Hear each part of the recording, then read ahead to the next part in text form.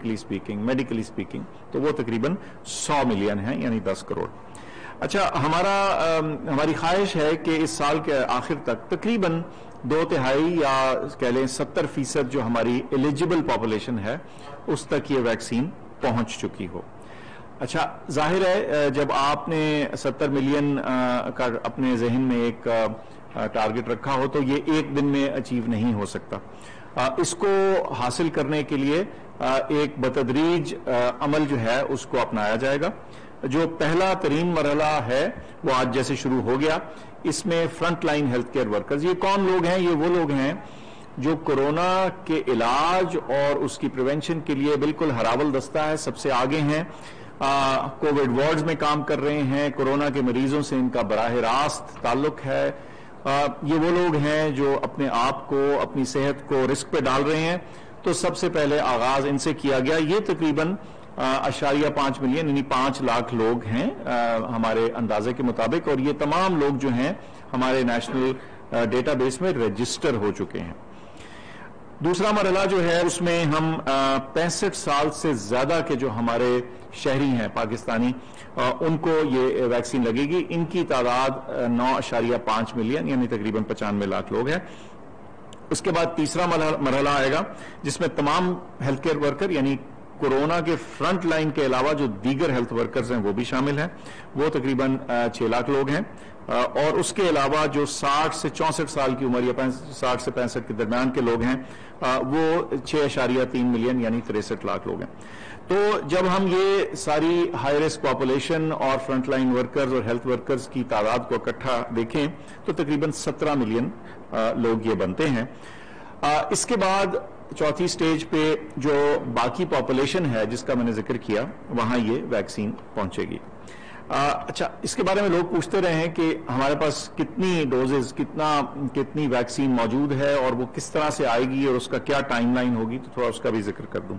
जैसे मैंने बताया 5 लाख डोजेज तो आ चुकी, ये साइनोफार्म वैक्सीन की हैं। इसके अलावा एक ग्लोबल इनिशिएटिव है गावी और कोवैक्स कहलाता है।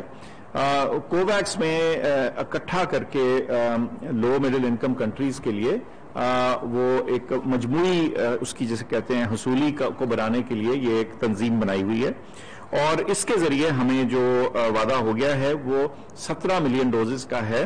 वो पहले और दूसरे क्वार्टर में यानी पहली और दूसरी तिमाही में, यूं कह लीजिए कि 30 जून से पहले हमारे पास ये 17 मिलियन डोजेस जो हैं वो आ जाएंगी, और इनका आगाज जो है, इनकी रसाई जो है वो इंशाल्लाह इस माह के आखिर तक शुरू हो जाएगी। अंदाजा ये बताया जाता है कि पहली तिमाही में यानी मार्च तक 7 मिलियन डोजेस तकरीबन, और इसके बाद 10 मिलियन डोजेस वो दूसरी तिमाही में आ जाएंगी। अच्छा, ये सिर्फ ये कुल नहीं, इसके अलावा हम मुख्तलिफ वैक्सीन्स के बनाने वाले और इदारों से और मुल्कों से राब्ते में हैं, और हमें उम्मीद है और यकीन है कि हमारे पास इसके अलावा तकरीबन 73 मिलियन इजाफी डोजेस जो हैं वो आखिरी तिमाही तक यानी साल के आखिर तक हमारे पास आ जाएंगी ताकि हम लोगों को लगा सकें। सो ये बात तो वाज़ेह हो जाती है कि हमारे पास आइंदा आने वाले महीनों में हमारी जो टारगेट पॉपुलेशन है जिसको हम वैक्सीनेट करना चाहते हैं उसके लिए मुनासिब डोजेज मौजूद होंगी, या हमारी बायलैटरल परचेज यानी जब हम बराह रास्त खरीद करेंगे उसकी, या ये जो कोवैक्स की फैसिलिटी है इसके जरिए। मैं उन तमाम लोगों का, मैं सबका नाम आज यहाँ नहीं ले सकता वक्त की खातिर, लेकिन ये सेपरेटली हम इनका शुक्रिया भी अदा करेंगे। लेकिन बहुत मुख्तलिफ अफराद, इदारे शामिल थे इस हुसूली को मुमकिन बनाने के लिए। यह आसान काम नहीं है, लेकिन इसमें बहुत तंदही मेहनत और जिसे कहते हैं एक्सीलेंस का शुमार शामिल है। अच्छा, अब वैक्सीन तो आ गई और इसका इस्तेमाल शुरू हो गया और आइंदा होता रहेगा, और इसकी क्या मिकदार होगी कुछ तो मैंने आपको बता दिया, लेकिन ये कैसे होगा और इसको डिसिप्लिन के साथ और नज़्म व ज़ब्त के साथ हम कैसे आगे ले जाने के काबिल होंगे, इसके लिए हम तैयार हैं। جو ویکسین ایڈمنسٹریشن اور کوارڈینیشن کے سیل ہیں وہ تمام لیولز پہ، قومی، صوبائی اور نیچے تک ڈسٹرکٹ اور ہیلتھ فیسلٹی لیولز تک موجود ہیں۔ ملک بھر میں تقریباً 578 ایڈلٹ ویکسین سینٹر بنا چکے ہیں، اور اس وقت جو موجودہ کیپیسٹی ہے وہ تقریباً 40,000 لوگوں کو روزانہ ویکسین لگ سکتی ہے، اور ہمیں امید ہے اور ہمارا خیال ہے کہ جیسے ہم آگے چلیں گے اس کیپیسٹی میں بھی اضافہ ہوگا۔ ان تمام لوگوں کو جو ویکسینیٹرز ہیں، ہمارا سٹاف ہے، ان کی ٹریننگ اور تربیت جو ہے وہ مکمل ہو چکی ہے، اور ہم جس کو پائلٹ رن یا ٹیسٹ رن کرتے ہیں وہ کر چکے ہیں اپنے سسٹم کو دیکھنے کے لیے کہ یہ مناسب طور پہ چلتا ہے یا نہیں۔ اس کے علاوہ ایک سافٹ ویئر کی پوری تشکیل دی گئی ہے جس کا نمز ہم نے نام رکھا ہے۔ وہ تمام لوگ جن کو ویکسین لگ رہی ہے ان کی رجسٹریشن اور ان کو ٹریک کرنے کے لیے، تاکہ یہ اعداد و شمار بھی ہمارے پاس رہیں اور یہ بھی پتہ چلتا رہے کہ کس کو کب اگلی ڈوز ویکسین کی لگنی ہے، کیونکہ ان میں سے کچھ ویکسینز اکثر ایسی ہیں جن کو 2 ڈوزز لگتی ہیں۔ آج سے فرنٹ لائن ورکرز میں نے بتایا شروع ہو چکا ہے، اس کی منطق بھی میں آپ کو بتا چکا ہوں، لیکن اس ویکسین کے ساتھ میں تمام front line health care workers کا پھر سے شکریہ ادا کرنا چاہتا ہوں جنہوں نے اس وبا میں ایک انتہائی محنت سے اور جانثاری کے ساتھ اپنی خدمات دی ہیں، اور میں سمجھتا ہوں کہ سارا ملک جو ہے وہ شکر گزار ہے ان کے اس کام کا۔ اس کے علاوہ تھوڑی دیر میں ہم آپ کو یہ بھی بتائیں گے کہ یہ جو ہمارا انفارمیشن سسٹم ہے نمز جس کا میں ذکر کر رہا ہوں، اس کی کیا ڈیٹیلز ہیں، لیکن اس پہ جانے سے پہلے صرف 2 باتیں بتانا چاہتا ہوں۔ ایک تو یہ کہ بہت ذکر ہوتا رہا کہ جی سائیڈ ایفیکٹس اور اس کے جو اثرات ہیں وہ کیا ہیں۔ دیکھیے یہ ویکسینز ہزاروں لوگوں میں ٹرائلز میں گئیں، یعنی ان کی ٹیسٹنگ ہوئی، لاکھوں اور کروڑوں لوگوں کو دنیا بھر میں لگ رہی ہیں اور لگ چکی ہیں، اور یہ سیف اور فائدہ مند ثابت ہو چکی ہیں۔ اس لیے میں سمجھتا ہوں کہ ہمیں بالکل اس معاملے میں فکر نہیں کرنی چاہیے۔ ہمارے لیے انفرادی طور پہ اور مجموعی طور پہ یہ بہت ضروری ہے کہ ہم اس ویکسین کو لگوائیں۔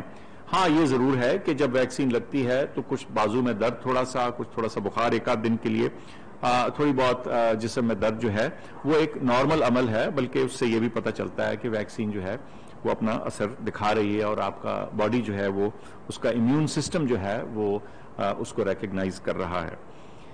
میں یہ بھی آپ کو بتاتا چلوں کہ جیسے یہ ویکسین دستیاب ہوگی میں تو خود بھی لگواؤں گا، اور اپنے عزیز و اقارب کی جیسے جیسے ان کی اصول کے مطابق، ایک سسٹم کے مطابق باری آئے گی تو میں سمجھتا ہوں کہ میں بالکل ان کو بھی لگواؤں گا۔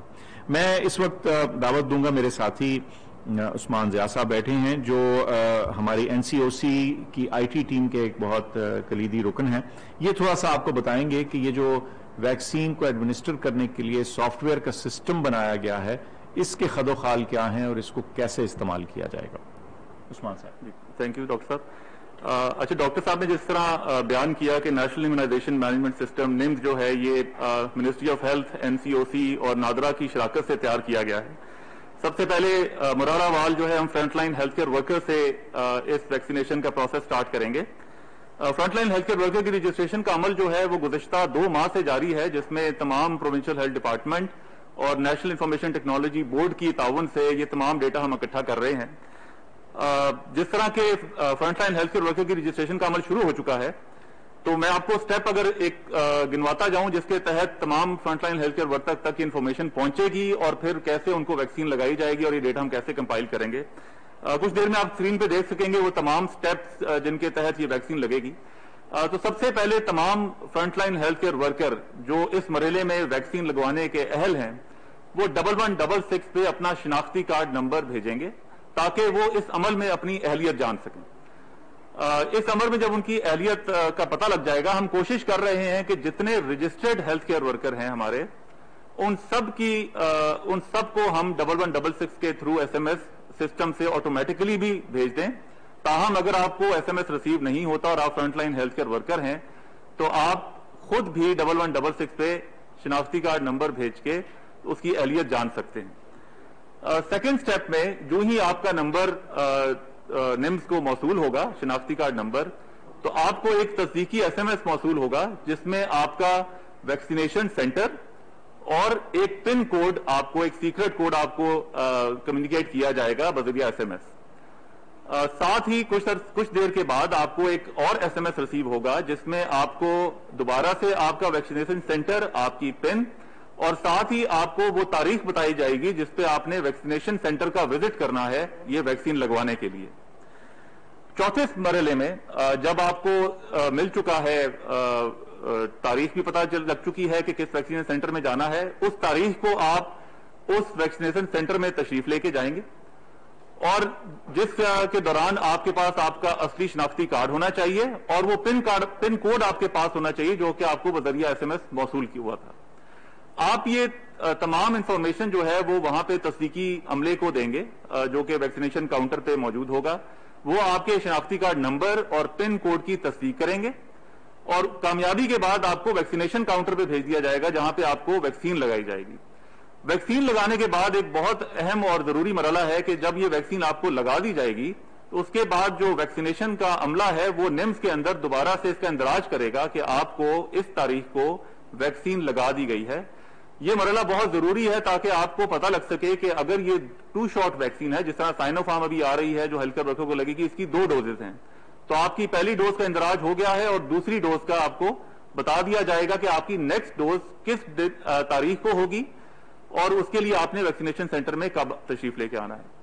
ویکسین لگنے کے بعد آپ کو 30 منٹ تک ایک نگہداشت میں رکھا جائے گا مانیٹرنگ کے لیے، تاکہ اگر آپ کو کوئی سائیڈ افیکٹ ہو رہا ہے جس طرح ڈاکٹر فیصل نے ذکر کیا کہ نارمل بخار یا اس طرح کی کوئی علامات ہیں، تو ویکسینیشن جو عملہ ہے وہ آپ کو مانیٹر کرے گا اور اگر کوئی سائیڈ افیکٹ ہوتا ہے تو وہ بھی ہم نیشنل امیونائزیشن مینجمنٹ سسٹم نے کیپچر کریں گے تاکہ آپ کا ریکارڈ ہمارے پاس محفوظ رہے.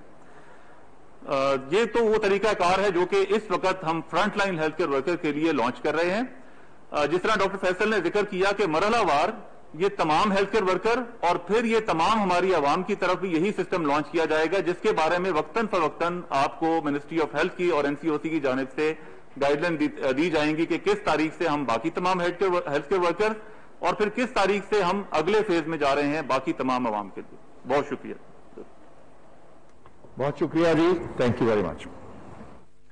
این سی او سی میں کرونا ویکسینیشن کے حوالے سے میڈیا بریفنگ آپ ملاحظہ کر رہے تھے. وزیر اعظم عمران خان کے معاون خصوصی صحت ڈاکٹر فیصل سلطان کا کہنا تھا